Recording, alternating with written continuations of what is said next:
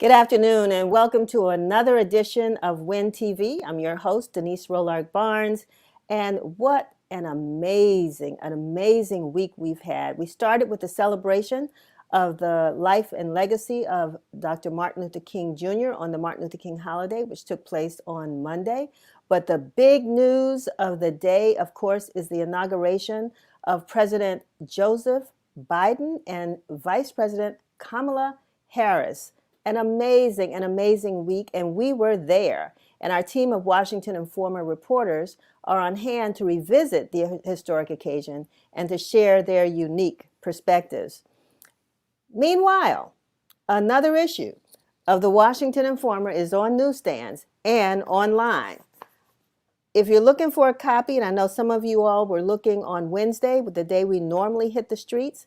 However, because of this historic occasion, we decided to move the deadline a little bit later so that we too could have current coverage of the inauguration on the front page of the paper.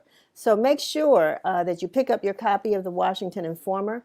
And if you aren't out and about, which it seems like we are getting out and about a little bit more, but at any rate, if you haven't picked up a copy, go visit us at www.washingtoninformer.com, where you can get our digital copy. And while you're there, do me a great big favor, please.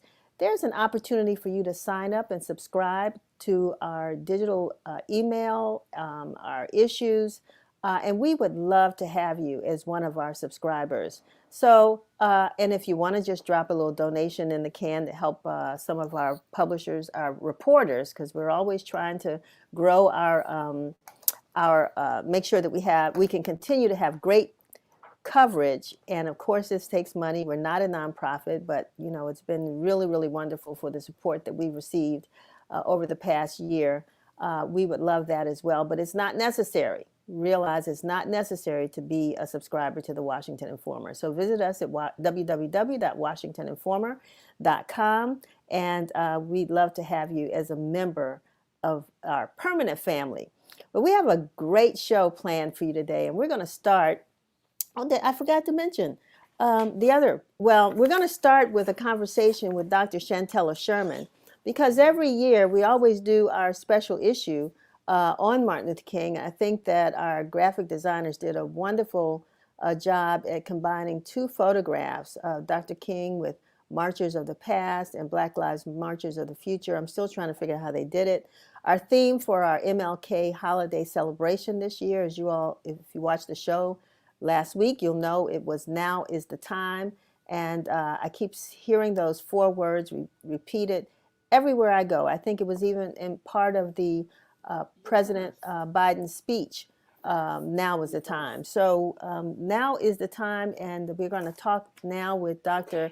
Shantella Sherman. She's our special editions editor, and she's going to be here to talk about this MLK supplement and what went into it. And of course, later on, we're going to talk to Melanie Campbell, President and CEO of the National Coalition on Black Civic Participation and convener of the Black Women's Roundtable. She has a lot to say. I think Black women did so much to get us where we are today. We know Black women did a lot to get us where we are today. And Melanie was one of those organizers, one of those folks who made sure that women showed up and showed out. And as a consequence, we now have the first not only African-American vice president of the United States, but the first woman vice president of the United States. So we're going to talk to Melanie about that. And speaking of Vice President Kamala Harris, you know, she took her COVID vaccine in no better place than United Medical Center over here in Southeast DC. And the woman who actually injected her, and we're honored to have her with us today, is Nurse Patricia Cummings, who's going to talk to us not only about that experience and how the Vice President ended up in her chair, but also just about the vaccine in general. And then later we're going to talk to Prince George's County editor Will Ford, who will be speaking to Tanya Sweat about how she felt with her daughter seeing the inauguration of Vice President Kamala Harris. You know, this has done a lot for young girls, particularly regardless of race, all across the country. And I love just hearing those stories and how inspired and encouraged they are by what we saw on Wednesday and what we'll continue to see now for the next 4 years. Amazing. And then later we're going to talk with reporters from the Washington Informer, Stacey Brown, Hamil Harris, Sam Collins, photographer Anthony Tillman, and our wonderful editor, Kevin McNair, who are going to talk about the coverage that we were able to do, some of the hurdles we had to overcome, and as well as our projections for the Biden administration. So we're going to stop and get a little update on the news from our very own reporter, Curtis Knowles, and we'll be right back with Dr. Shantella Sherman. Don't go away. This is Curtis Knowles with WIN TV News. The week is kicking off with the nation remembering the legacy of Dr. Martin Luther King. The national holiday is celebrating its 38th anniversary and comes fittingly before the expulsion of a racist-enabling president. The New Mexico County official and leader of the group known as Cowboys for Trump, Couy Griffin, has been placed under arrest by the FBI. The arrest follows Griffin stating he would head for the Capitol armed for Joe Biden's inauguration and, quote, take a stand for our country and our freedoms. In his last actions as president, Trump has been on a pardoning spree. He has pardoned a total of 143 people, some of which were hours before him retiring office. Trump has pardoned a wide variety of people, from colleagues to celebrities. Some notable names include Stephen Bannon, Elliot Broidy, and Lil Wayne. The inauguration of the 46th President Joe Biden has taken place yesterday.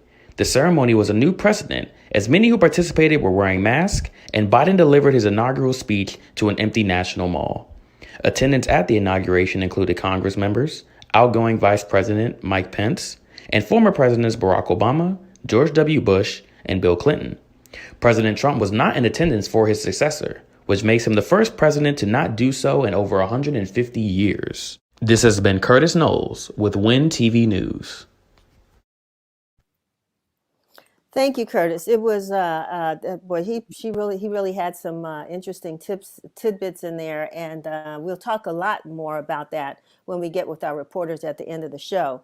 But it's really great to bring on Dr. Shantella Sherman. Again, she is our special issues editor here at the Washington Informer, a historian in her own right, as well as the editor of Acumen Group, a publication that, how often does the publication come out, Shantella? Quarterly. Wonderful, wonderful. So we're so glad to have you here and to talk a little bit about some of the work that went into putting this issue together. And I hope we also get a chance to mention these wonderful essays that we got. So, I mean, you know, doing a Dr. King issue every year can be, I mean, every year it's like, okay, what's a new theme? What do we do? How do we develop the content? So share with us what your thoughts were as you went into putting this issue together. Well, the brilliant thing is every year as a historian, first and foremost, I want to make sure that we don't freeze frame Dr. King simply with I have a dream, but to give people the tools to go in and look at his speeches. Even though he had a very short life, he died before 40. He gave an immense number of speeches. And so it would behoove us as a nation, as global citizens, to really understand what those messages meant, the time and energy that went into each one of those speeches. And so this year, we have so many things going on that mimic some of the civil unrest that we had in the past. It was wonderful in a bad way to be able to connect things like Black Lives Matter, different protests over education, issues over immunization and access, with Dr. King and some of the messages that he had. Specifically this year, somebodiness and the idea of, you know, desegregating your mind so that you can get in and, in spite of what other people have to say about you, get in and fight for your citizenship, fight for due process, fight for the right things, and in an election year. So it was pretty amazing. Yeah, I want to talk a little bit about that because while there are some connections, a lot of connections between, you know, first of all, this issue is inserted in our regular paper, but at the same time, the connections are deeper than that. When we talk about Dr. King and we talk about this election and the first African American female being elected Vice President of the United States, do you have any thoughts about how Dr. King maybe even would have responded to this moment in time? I think he would have been elated. When you consider the fact that Black women were the background, the foreground, the side ground, the barriers, the bracketers. In some instances, Coretta Scott King wrote and edited Dr. King's speeches.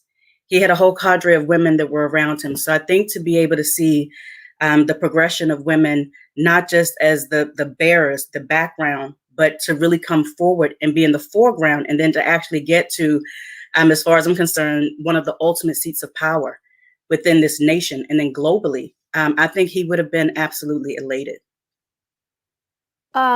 We had, as part of the MLK Holiday Parade Committee, we worked with the Marion Barry Youth Leadership Institute in putting on an essay contest. And the students there had to write about now is the time.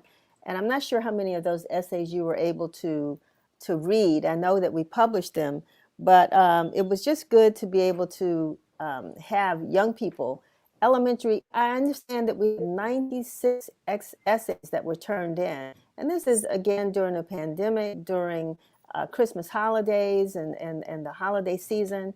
But yet 96 young people from across the country actually submitted essays, and they were able to boil it down to 4 first place winners, 1 elementary, 1 middle, and was it 2 high school? I'm not sure how many. Yeah. Yeah. Right. I mean, did you have any reaction to some of the words that these young folks wrote about now is the time? I actually felt just overwhelmed by the grasp. I don't think I was that brilliant as a young kid, as a young person. So to see so many of them connect the dots between the past, the present, and the future.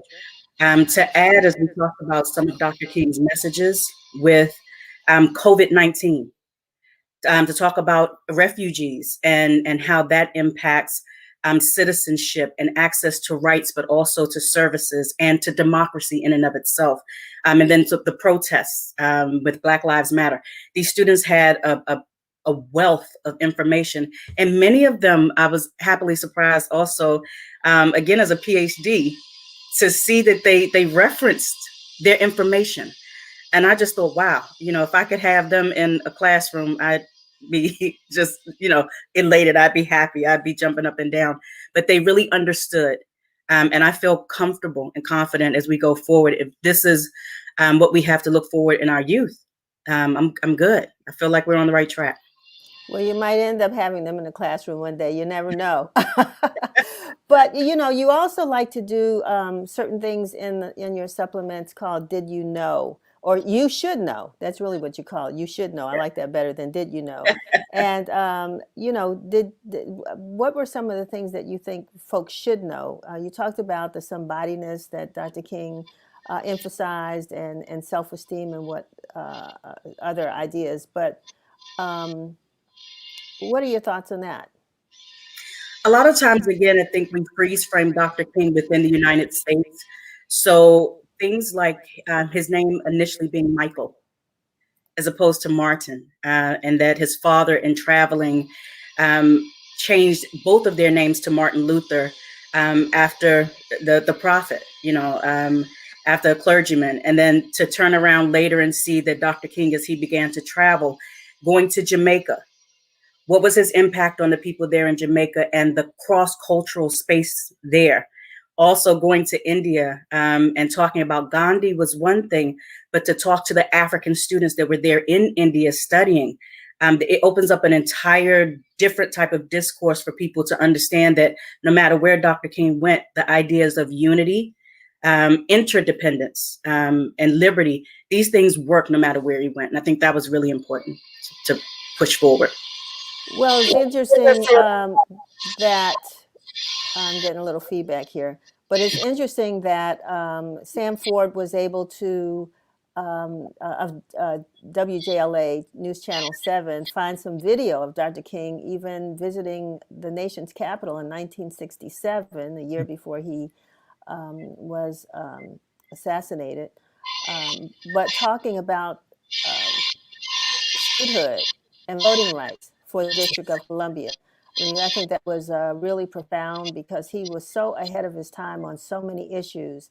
And that's one reason why we continue to do these annual supplements, and why we're so glad that you're here to really shine some light on the little known facts, even, 30 years later or 40 years later, almost 50 years, what is it, 60, I can't do the math, but anyway, over 50 years since Dr. King left us. And there's so much more for us to learn about this man who was a real, not only a dreamer, but knew, had a vision for the future. So, Shantella, I want to thank you so much for being with us. Thank you. Thank you for having me always. All right. Okie doke. We'll see you when we start talking about health, All right. diabetes, sugar, sugary Kidneys. drinks, There it kidneys. Yes. All right. Thanks much. Always a pleasure to talk with her and to talk about some of the great things that she brings to the plate. And hopefully you are enjoying them when you read the issues of the Washington Informer. Just like the woman I am so excited to bring on right now. Her name is Melanie Campbell. She is no stranger to anybody that's been talking about women empowerment, women voting, women being voted for, women in political places. And so we read an interview. Melanie, welcome to the show. Hi, Denise. Good to be here. Good to be here. Good to see your face. Thank you. I'm glad you had. I know it's been a busy year despite COVID, because you all have been on the ground running, just making sure that women stay engaged and involved and empowered. Talk about one, your organization, but also, how we're going to maintain this high that we're on right now. Keep pushing. Thank you again for inviting me. Here, so glad to be here representing the National Coalition and Black Women's Roundtable. Because Denise, I've been here 25 years now, believe it or not. August was my 25th anniversary at the National Coalition. And I can remember coming to town and engaging with so many of our sheroes and heroes, thinking about Dr. Height and so many others, Dr. C. Dolores Tucker, and all these folks that were around. And I remember in 2000, when with our Black Women's Roundtable, talking with Dr. Height about how we're going to push Black women's, not just our vote, but our leadership. And we coined the phrase in 2000, 20 plus years ago, power the sister vote. And what we started doing and pushing was that power was not just about voting, but that power was about our leadership and the role that we must play in owning that power unapologetically, not just for ourselves, but our communities. So all these years, as we continue to push, and how we build upon where we are now is to keep pushing, to keep bringing in and supporting new leadership so that the continuum continues till we ultimately reach, as far as politically anyway, we reach that goal of being president, being on the Supreme Court, having more Black women in the U.S. Senate and the House of Representatives, having Black women become governors and secretaries of state and attorney generals. And we've come close in some of those areas. So we have a long way to go, because Black women and women overall with majority vote, but we're not represented when it comes to who the elected officials are. So much work to be done, but today, or at least we did yesterday, we celebrate, and today we work. So it's good to hear you, talk about some of the goals or the aspirations, possibly Black woman president, possibly, which we've never seen, a Black woman on the Supreme Court. And of course, I think a lot of eyes are going to turn back to Georgia Yes. for the position that slipped away from Stacey Abrams. Stacey Abrams, right? And the possibility that she may come back because she's so successful with the support of Black women to get a Black man another one named to the United States Senate. And Right. so, what are your immediate targets? What will you be organizing around? Right tomorrow? now, what we're organized around really started. We actually started yesterday hosting a celebration / organizing session with some of our Asian Pacific Islander sisters and brothers, because Madam Vice President Kamala Harris, it just sounds so good to say that, right? Is both Black as well as South Asian, because of her mother's roots, as well as Jamaican with her father's roots. So we got together and we actually had a conversation with some partner with Sister Christine Chin with API, and we've known each other for 25 years doing this work, and just talking about some of the commonalities, some of the things that we need to focus on. Celebrating, yes, the moment, because as organizers and women, we just keep doing the work. But sometimes it's okay to stop and celebrate a moment that. So someone put a thing on the Facebook or on my Facebook feed that had a picture of VP Harris being sworn in on Wednesday, and the little girl in diapers putting her hand on the screen. And it would say what, and so for that moment just captured it for me that this generation will see themselves in that, right? That little No girl question. can see. So that's where we are. We just have to keep doing the work and then focusing in on we like inaugurations, right? Oh, We yeah. have to move from inauguration to the work. The first 100 days, engaging, helping to advocate for a lot of the Black women and others, Black men and others who have been nominated to serve in this new administration, right? Exactly. Sister Kristen Clark, who's been nominated to serve as the head of the Civil Rights Division for the U.S. Justice Department, which will have a lot to do with what happens with issues around systemic racism and policing reform and criminal justice and voting rights. So that's some of the work that we're going to be focusing on in the immediate. Right. Wonderful. I noticed you're wearing your pearls. Does that mean something? Well, my mama wore pearls. Start there. But, I'm a Delta, love pearls. And then just continue there's been this kind of social media thing that all have been wearing pearls in celebration of seeing VP Harris not nominated. But I'm a pearls sister. I like wearing pearls. I just love them. I think wonderful. I guess it's time for me to pull mine out, huh?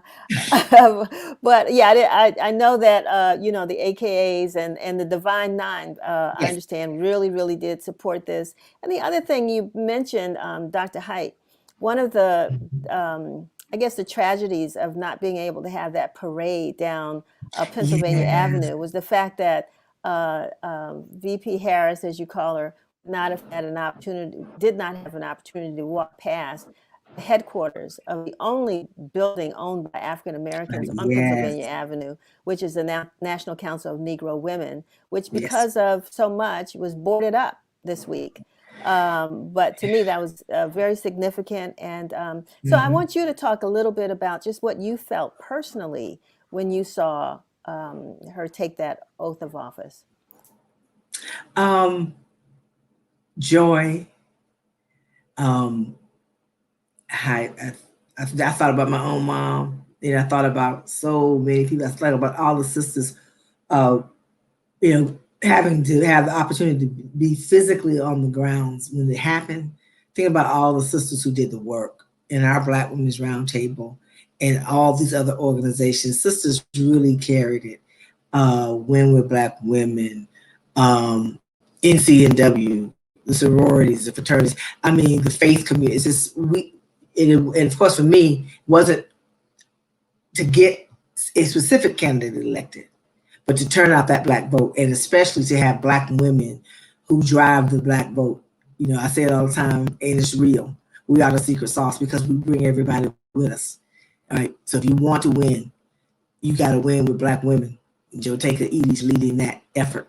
It's continuous. So that's part of what I felt, and I felt some sadness because I know had there not been COVID-19 and then an attempted coup 2 weeks before, right, made so much more security requirements that just not to be able to have the millions, I believe, million plus folks on that mall.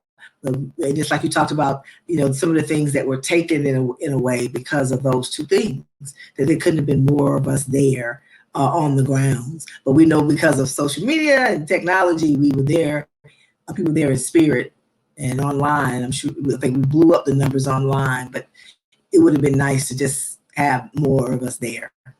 Yeah, I always, I just happened to be, get a press pass, so I was there. But the amazing thing that I think about is that a lot of the great images that we're going to see from that day were taken by Black women photographers. I saw them out there loaded down with cameras, lenses that were like, 12, 14 feet long, inches long, heavy coats. But those images were taken by Black women. And when you talk about the shutdown of the city and what happened in DC, we realized that all of that was sort of masterminded, if you could say, by a Black woman, the mayor of the District of Columbia, Mayor Muriel Bowser. And so I'm sure she took it on. She took care of it. She didn't back down. And I love her for that. She's standing in her power and saying, call it for DC statehood now. Why not? There's no reason. Y'all, Democrats control all levels of government. Let's get this done in 2021.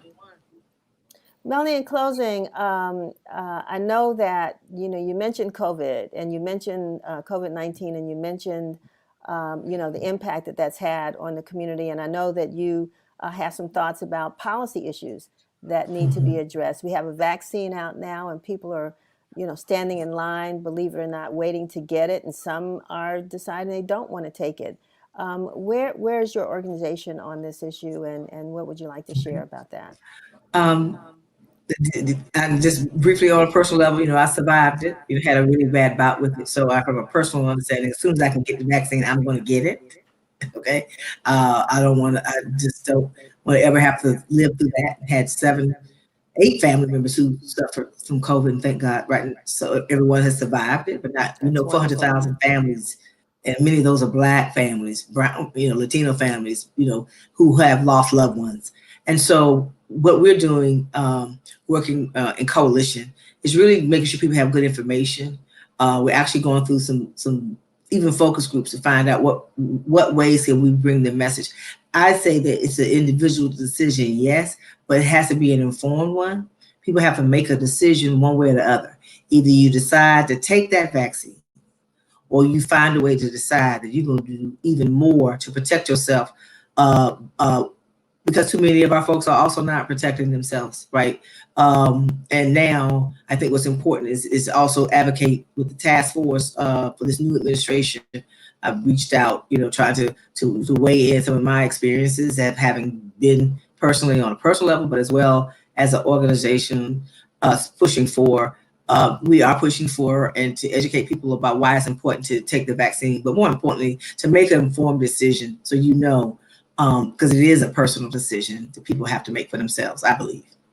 Well, I want to thank you so much. God bless the fact that you did survive yes. The virus, and that you're here strong and ready to move forward. So yes. I want to thank you for being with us today, and we invite you to come back anytime. I know that there are a bunch of Black women that you've been working with and organizing out there. I've been on a couple of those calls.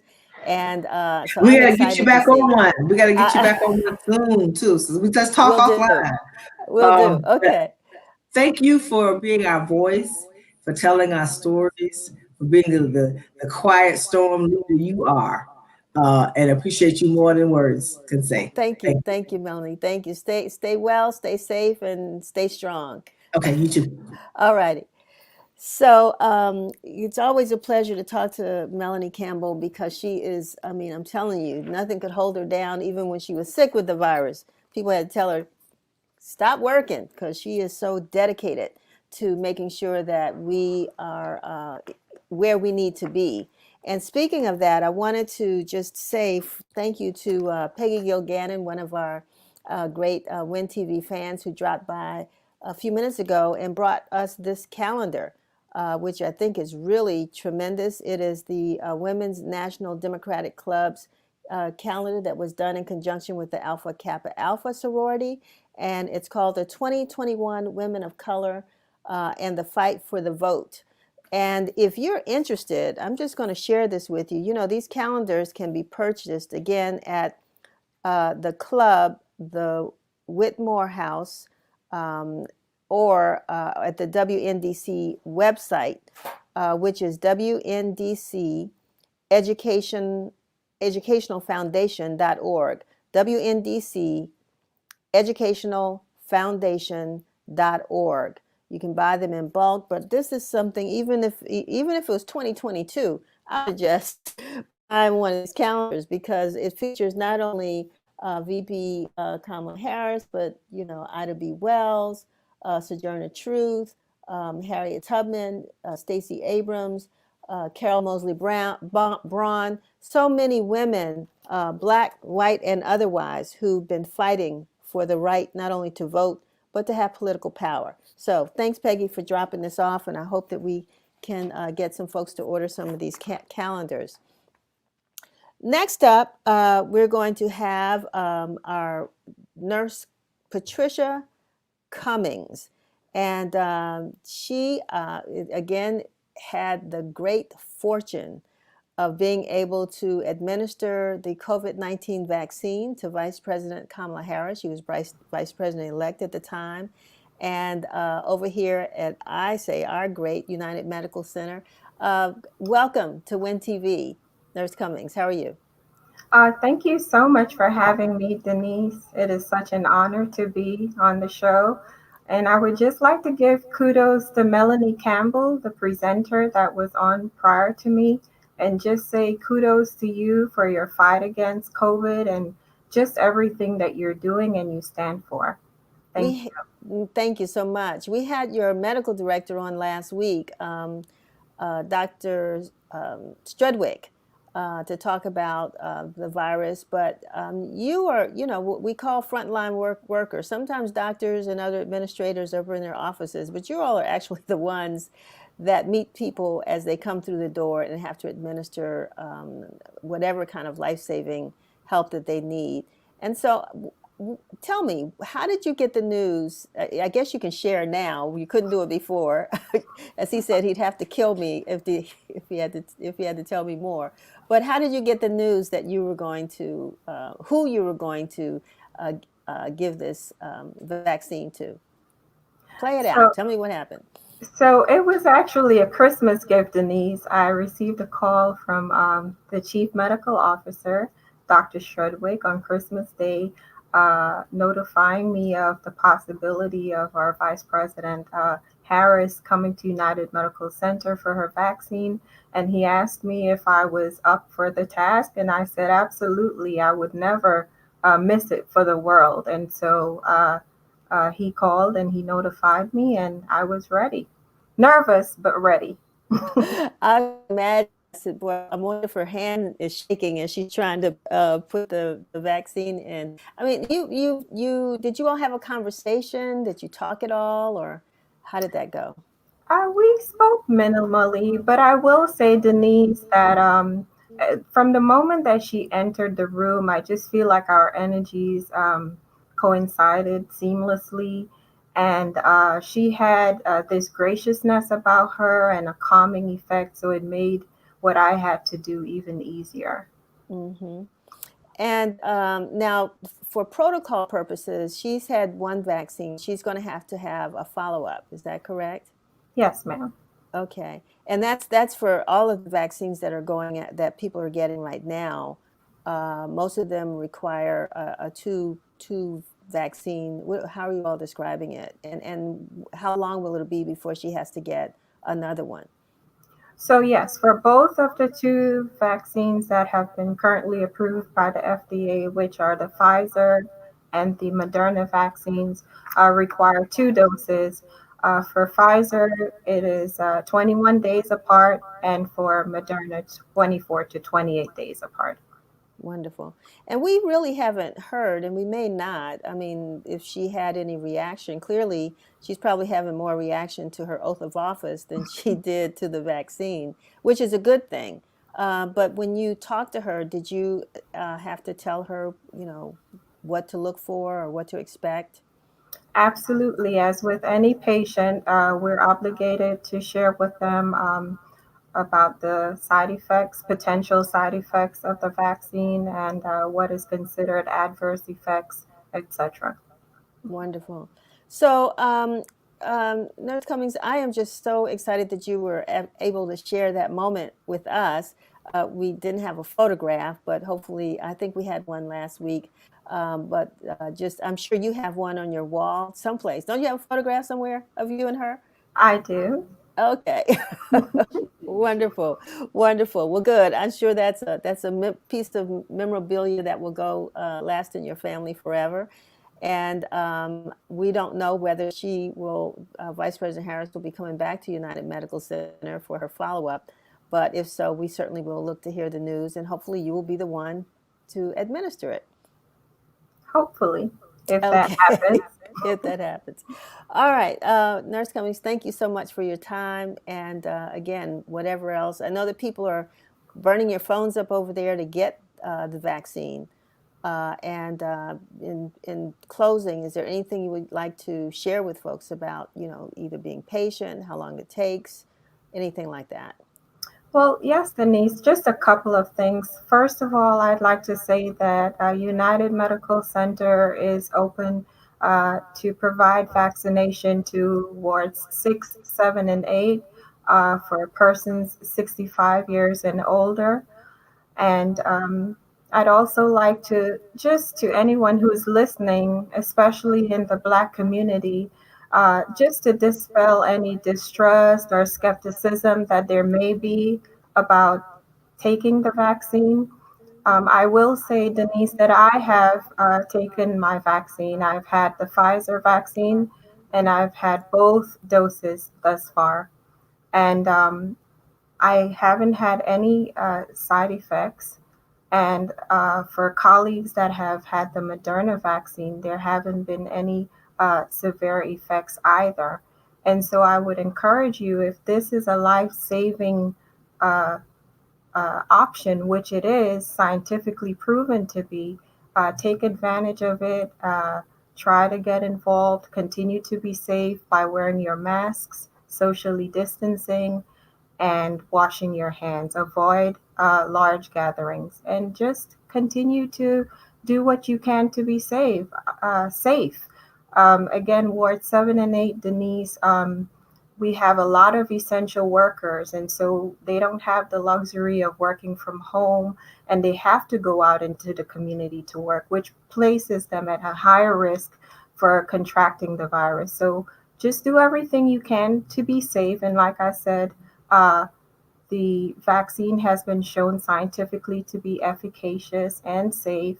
And make sure that your source of information is from a reliable source, like your healthcare professional or the CDC website or your departments of health. Thank you so much, and stay safe. Thank you, Nurse Cummings. We appreciate you. We appreciate your time. We appreciate your service. Thank you so much. Thank you. All righty. So we're going to take a quick break. We have a message from WHUT TV, and when we come back, we'll be speaking with William Ford, Prince George's editor of the Washington Informer.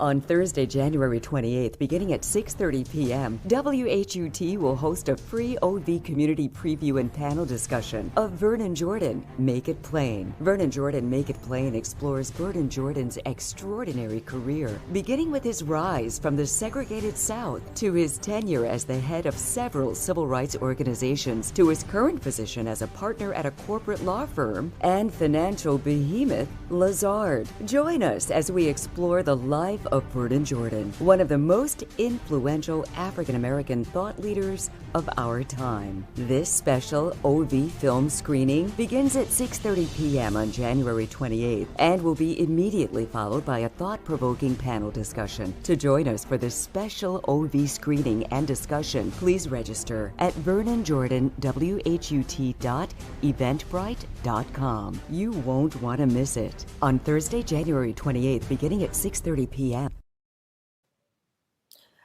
Well, I'm looking forward to seeing that. I was a great fan of Mr. Jordan, and I know when I was at Howard Law School, actually, we used to see him quite a bit. So looks like it's going to be a great film. And if you want to go to WashingtonInformer.com, you'll see actually a review that was written by our very own Brenda Seiler, who had an opportunity to view the film back in early December and read some of her comments there. Right now, I'm happy to bring William Ford, Prince George's County editor, the Washington Informer, and who will be introducing a guest as well. And William, take it over. Thank you. Thank you, Denise, very much. Good afternoon, everyone. I'm waiting to speak with Mrs. Tanya Sweat, who is a wife, parent, education advocate, who served as PTA president at Oxon Hill High School and then on the State of Maryland PTA as vice president of advocacy. And she's also an attorney. So she has a few unique qualities with her. And is Ms. Sweat, has she joined us now? Yes, good afternoon, William. It's good to be here. Thank you for having me. All right, thank you much. I don't see your smiling face because you usually smile every time I'm talking to you.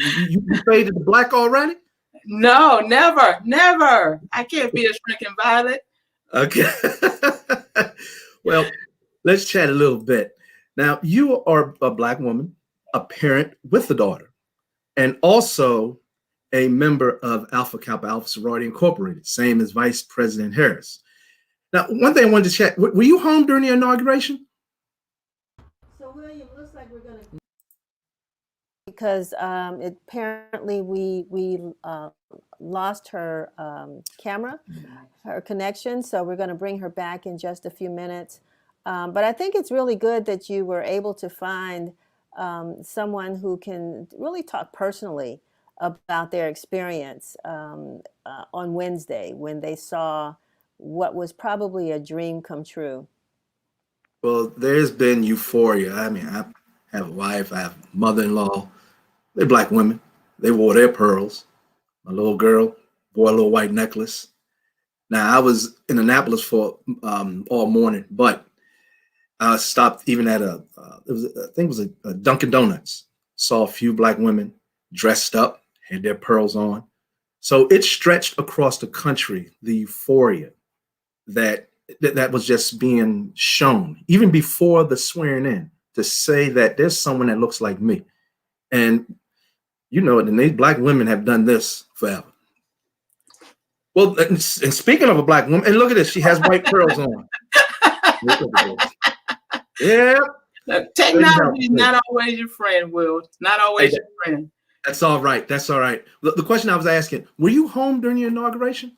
Absolutely. I was home all day with the TV on. We watched it from, oh my gosh, 6:30 in the morning until about midnight, I think it was. We were watching on Wednesday.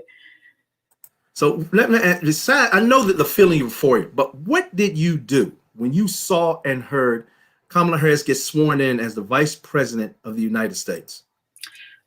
I was sitting in my recliner next to my husband, and I just had this moment of pride, of joy, excitement. And I watched my daughter. She was sitting watching with us, and the smile on her face, I don't even think my little Terry realized that she was smiling.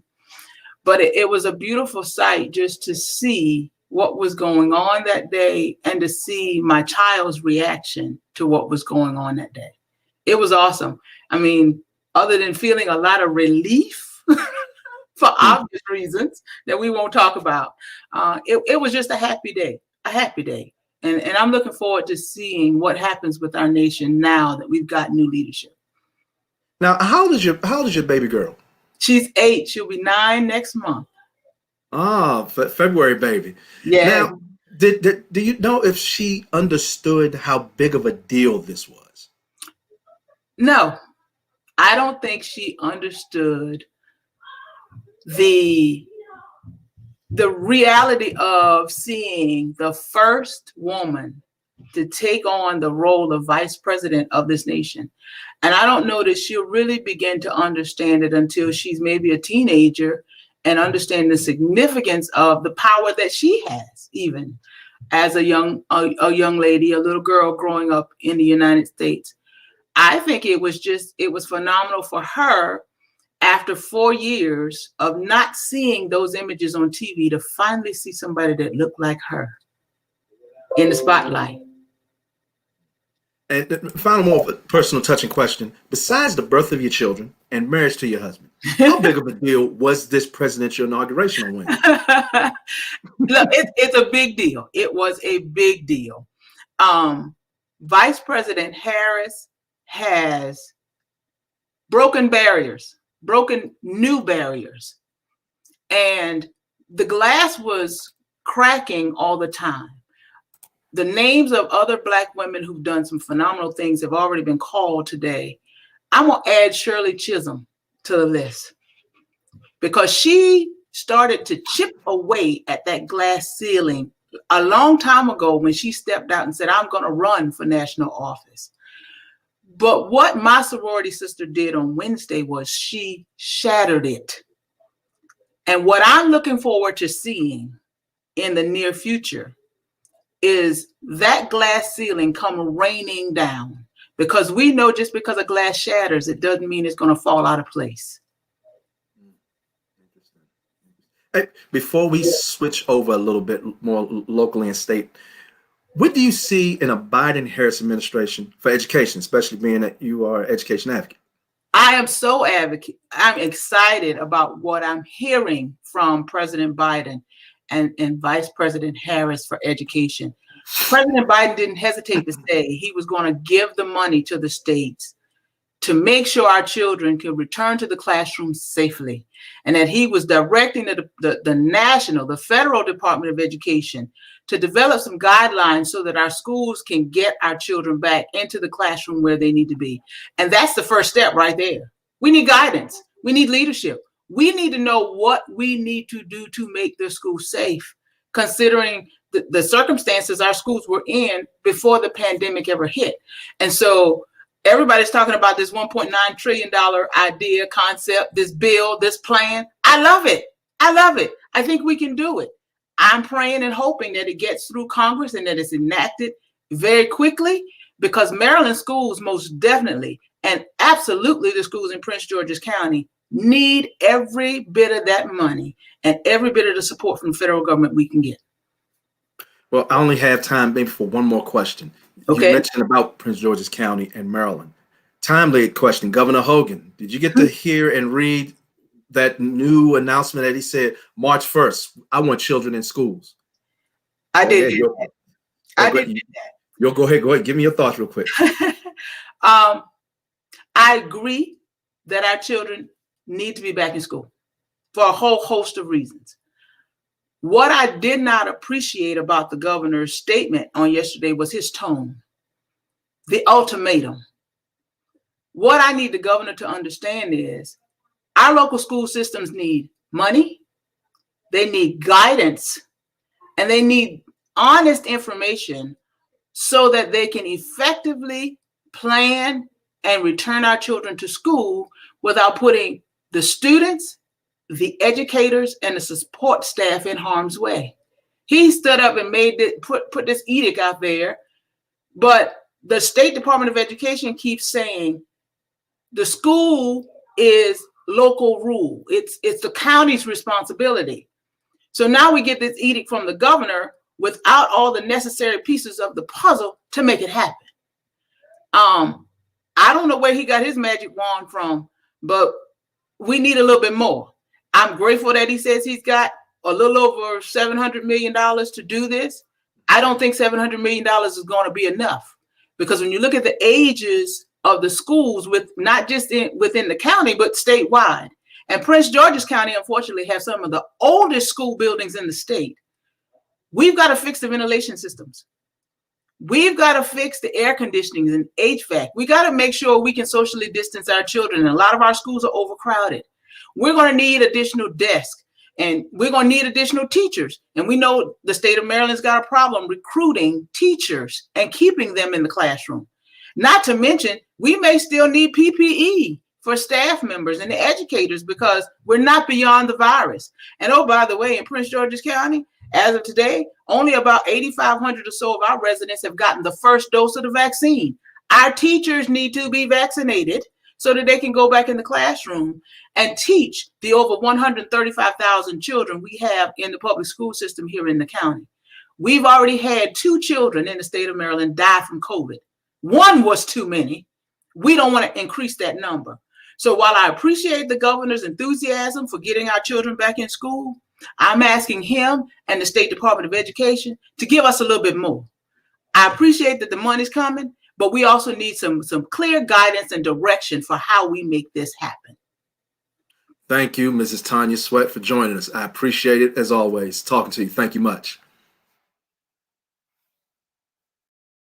That was quite a great discussion, and I really did love hearing her comments, not only beyond her reaction to her daughter seeing what happened on Wednesday, but also her passion about education in the Prince George's County area. I know we'll be hearing more from her, and thank you so much for bringing her to us. And she mentioned Shirley Chisholm. I just wanted to say really quickly, we often, every week, we run what we call Black Facts in the Washington Informer. And here we are featuring Shirley Chisholm because it was in 1972 that Congresswoman Shirley Chisholm formally announced her bid for the Democratic Party's presidential nomination, becoming the first Black presidential candidate for a major political party. Read Black Facts. We have this in the Washington Informer. We'll be having it online as well. And I understand there's a movie coming out soon, which we'll probably be reviewing, focusing on the life of Shirley Chisholm and her run for the presidency. And speaking of just what we put in the Informer, it's now time to bring our reporters from the Washington Informer, starting with Stacey Brown, who actually has been following this presidential election, has had a show this morning at 7:30 a.m. and is here with us today. Welcome to the show, Stacey. Hey, Denise. Who was on this morning? I'm sorry I missed it. It was just Dr. Chambers and myself going over the breaking news of the day. And of course, things about the coronavirus and the inauguration. Right. So quickly, I was on your show the day of. I know you had was it a 9-hour broadcast? 9 hours. Okay. And you had a lot of folks coming through in addition to members of the Black press. We're going to talk about that a little bit, just our attempt to cover these kinds of events and accessibility that we do or do not get. But what stood out to you the most? I'm sure there are a couple things with regards to this particular inauguration. And how many have you covered? Well, I've covered a lot. Let's see, since the first Obama inauguration.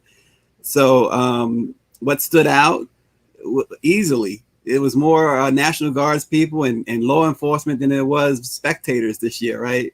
With all the chaos from January 6th that happened with the insurrection, and the security, the heightened security. We didn't see all of the people that would normally cram into the National Mall in that area to watch the inauguration and hear the president's address, which incidentally, I thought his address was really, really good. It was one of the best inaugural addresses I've heard in a long time. He talked about unity, and one of the things that stood out, and you hear presidents say this, the only president I think we didn't hear say this was the previous president, and that he's going to be the president for those who didn't even vote for him. So that was interesting. And Joe Biden always seems to come off as a very, very honest politician, if you will. Sometimes that's an oxymoron, right? But he comes off as sincere. And so I listened to that, and I thought, he did such a great job. But I mean, there was so much about this inauguration that made it pretty special. We had the young Amanda Gordon, the 22-year-old, read that poem that she wrote herself. Talk about someone I want to have on the show. It's her. She was amazing, Denise. And then we also had, of course, J-Lo and Lady Gaga. But with their celebrity. I think Amanda, the 22-year-old, she basically outperformed them in my estimation. No, it was fantastic. I appreciate you talking. We lost something on this side, so I'm back. But yeah, I mean, as you know, I just happened to be there on that day, and as I was leaving, and listening to other people talk about what had happened. One, of course, being, and these are mostly members of Congress and their family and friends, and they all were just talking about her, about that poem. I think she. Of course, Lady Gaga and the dress and other things that happened that day, but that poem just really seemed to strike home. And I know you did a piece on her a while back, Yeah. and so it's really good that we were. She's the first, right? The first youth Yep. poet laureate. Exactly. Again, 22 years old. She went to Harvard. Bright young lady, a bright future. But Denise, I think one of the biggest highlights was the picture you took of yourself, your selfie. I wish we had that. We showed it on my program, the great selfie. You know what? None of those selfie taken stars like Kim Kardashian, they have nothing on Denise Rollard Barnes.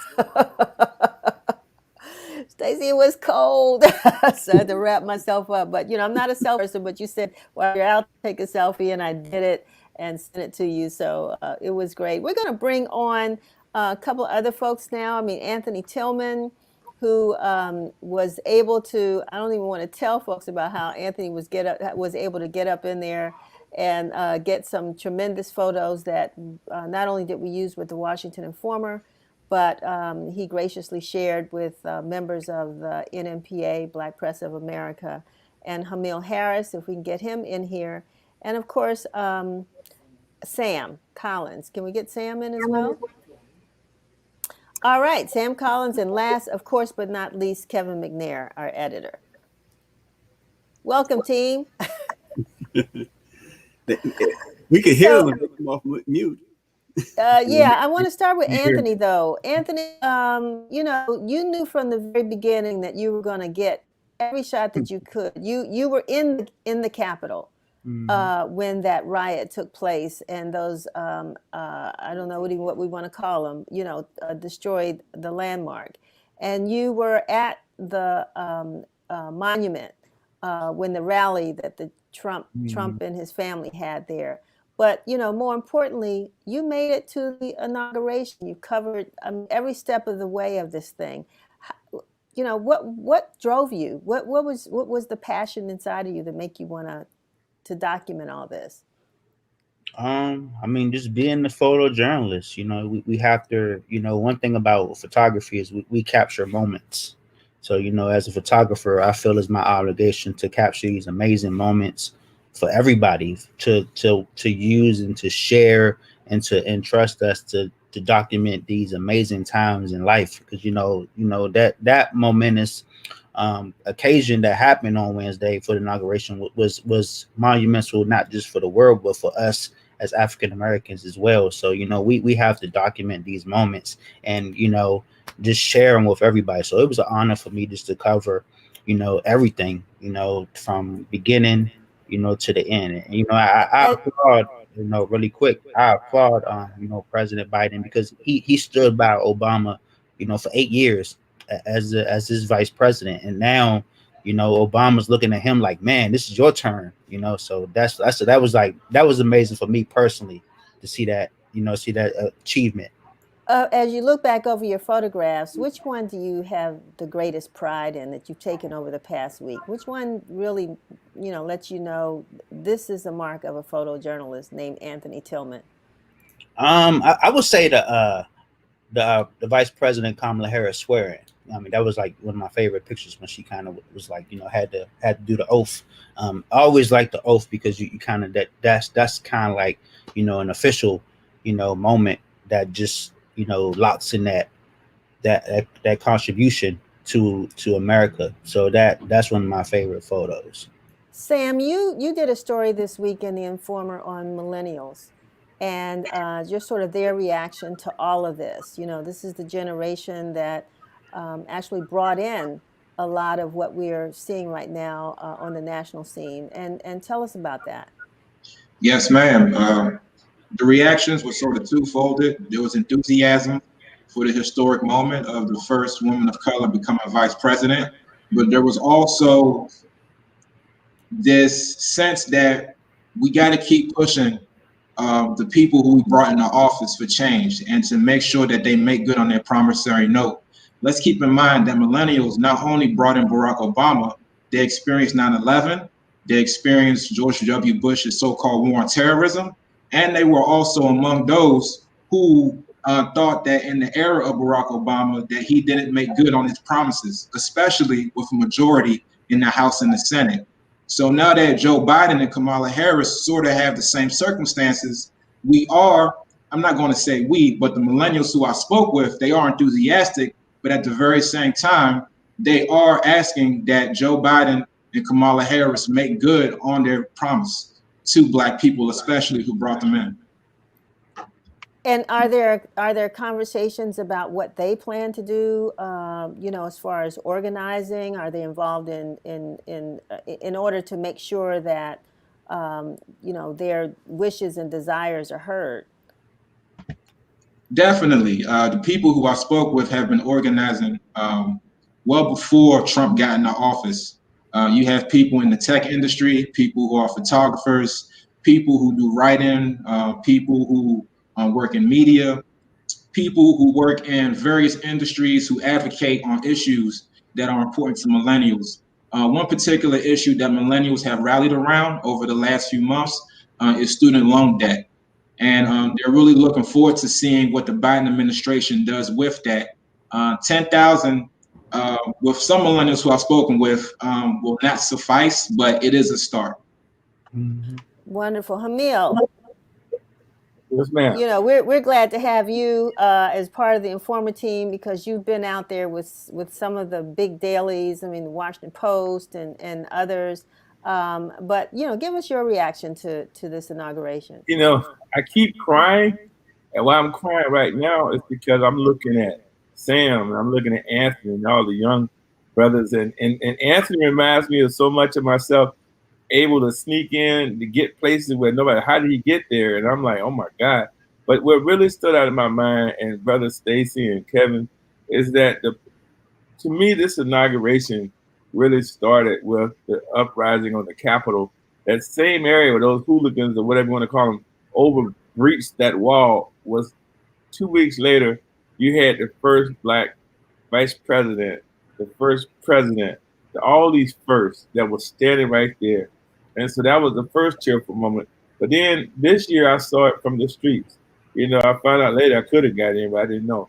But the point is that, the day of service at Shiloh Baptist Church, the spiritual foundation, where you had young whites mixing in with young Blacks, the pastor's children, just to give. I said, well, how did you give? Well, we saw it on the internet, and then, you saw the interfaith service and the Lincoln Memorial. And what got me, and I know is, even when Trump finally left, he did leave the letter for Biden. And then when he got at Andrews and he said, you know what, this administration is going to be all right. Talking about Biden's administration. And then Biden said from the White House, he left a very generous letter. So I think what's happening now is a new day, optimism. We'll see what happens. And I thought, for me, looking at it, the services on virtually, I have my inauguration prayer service, which nice stuff, big stuff, 18 pages that virtually they fax it, they send it to you some kind of way. So I felt that even though we couldn't be there in person and you missed the crowds, it was still something virtually that we all could be part of. And even through the internet, you can still cry sometimes. Thanks, Emil. And Kevin, you had to sort of orchestrate, our coverage, of course, and even wrote your own piece, a couple of them actually, for the paper this week. And so, it's so much to focus on when you're covering an inauguration. And again, like even with the Dr. King issue, when I talked to Dr. Sherman earlier, it's a challenge to figure out what can the Black press offer, what can the Washington Informer offer that folks hadn't already seen in other media? How'd you do it? Well, I think the first most important thing is looking at it through the lens of an African American or African American community.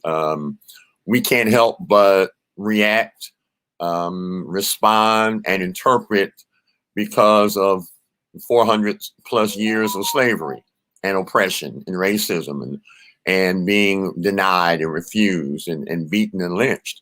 And so while we celebrate moments like the inauguration and what's happening and what has happened, we also realize that, as King said, there's still a debt to be paid. The check is not, we have not received the funds. And so my goal was then and continues to be working with my reporters to make sure that our readers understand our perspective, our challenges, and that while we celebrate, we also realize that we have not been given our just due. And that's really what I try to do in terms of interpreting, envisioning, and then giving my writers and photographers the freedom to use their gifts and skills toward that goal.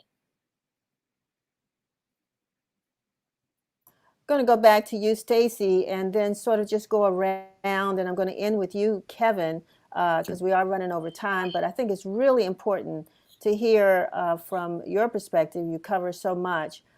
What are the expectations, not only of us in the media, who have been castigated and called all kinds of things by the past administration, but what the constituencies that you cover expect now? I mean, what's next for the Biden-Harris administration? Well, I think Sam Collins really hit on something that is huge, and that's student loan debt. And I know the Biden plan calls for eliminating $10,000 or canceling $10,000 of that. And as Sam mentioned, for many, especially in our community, the community we cover, it's not enough. We know that African Americans have the most student loan debt. And so that has to be looked at. And to President Biden's credit, he wasted no time. 17 executive orders he signed on day one that included a lot of items that impact the Black community. He raised the minimum wage. He mandated that the minimum wage be raised to $15 an hour. Who can live off the minimum wage right now? And so that's been an issue. He also is rolling back a lot of the former administration's their policies that really only stood to suppress people of color. And so I think that what we've seen in the first 2 days, if that continues, everybody in our community, everybody who we write for, they should be happy.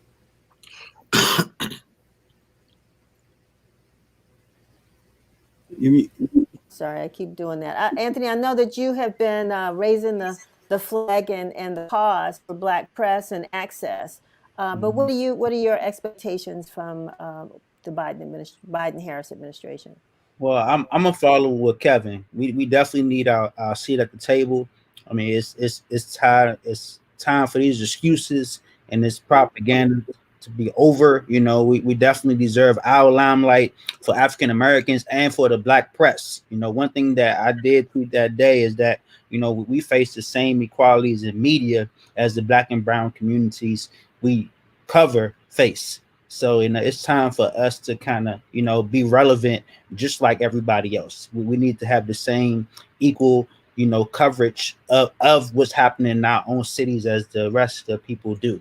And I think that's one thing that has to change, especially with this administration moving forward, is that we need that seat at the table. We need that student debt cancellation. We need that Black equality in race and in culture, because it's more about just not about the Black race. It's about the culture. It's about our culture. It's about our community, and it's about the people that we work with every single day that face these same challenges. Thanks, Anthony. And Sam, you already pretty much painted the picture, but is there something else that you might want to add with regards to what millennials who within the next 4 years, well, they're always going to be millennials, but they're getting married, they're having children, they're buying homes and trying to secure well-paying jobs. What would you project, or is the No doubt. They're also running for office if they haven't attained some sort of office, either locally, statewide, or nationally. So what you're going to see out of the millennial generation, even within the Democratic Party, is a push toward progressivism. And that will continue within the next 4 years. What I also foresee, I'm going to speak about myself as a reporter. I'm going to do my best to paint the full picture of what Black America is experiencing so that Black America can have more of a symbiotic relationship with the administration, not just sitting on our laurels and expecting them to do things for us, because politics is a give and take game. We have to be more politically astute than we have ever been to make sure that we make good on our promissory note, as well as Joe Biden and President Joe Biden and Vice President Kamala Harris. Great point. Great point. Hamil? We lost Hank Aaron today. 715 was history to have of African American. My focus right now, believe it or not, is at the Pentagon. For the first time in history, we have a Secretary of Defense. And I want to know, what is he going to do? What's interesting, the most powerful senator for years was Sam Nunn, because he was over the Defense Appropriations Committee.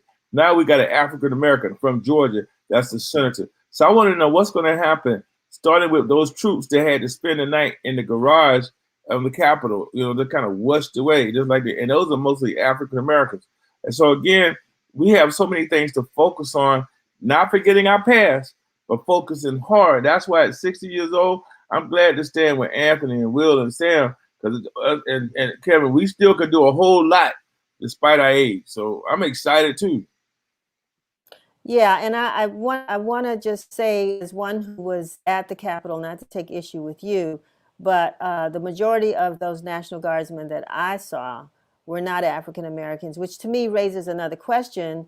When you have someone who's over the new person that's going to be over defense, and the whole issue of recruiting more African Americans into the department. So it's an issue. I'm glad you raised that. I think it's something to look at, and I think it's something we need to follow. But I'm going to kind of let Kevin close this out right now, and. Well, I've editor, got. Where do we go from here? Yeah, I've got. Hamil knows what I'm talking about. Good preachers have 3 points. The first point I would say is the importance of the power of words. And this piece that I wrote this week addressed Joe Biden's inaugural address, as well as several addresses from the past, both from Democrats and Republicans, how important what we say matters and what we say truly matters. As a matter of fact, the Bible tells us that what we say, we've already thought about. So we already conceived the thought before we say the words, and that's significant when people open their mouths. We've got to hold our folks and the folks more accountable.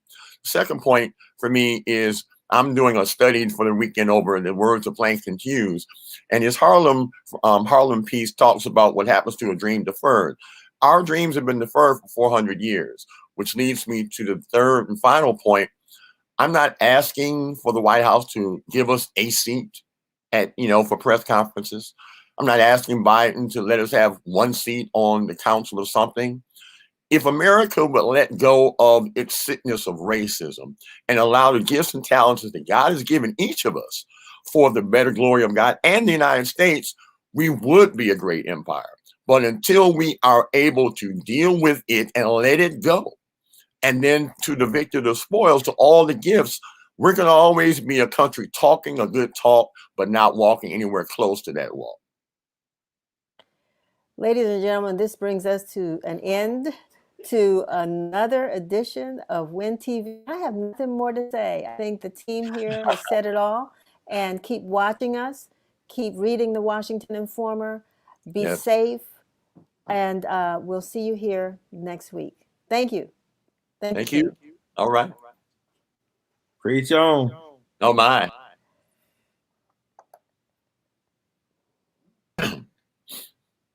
Blessings.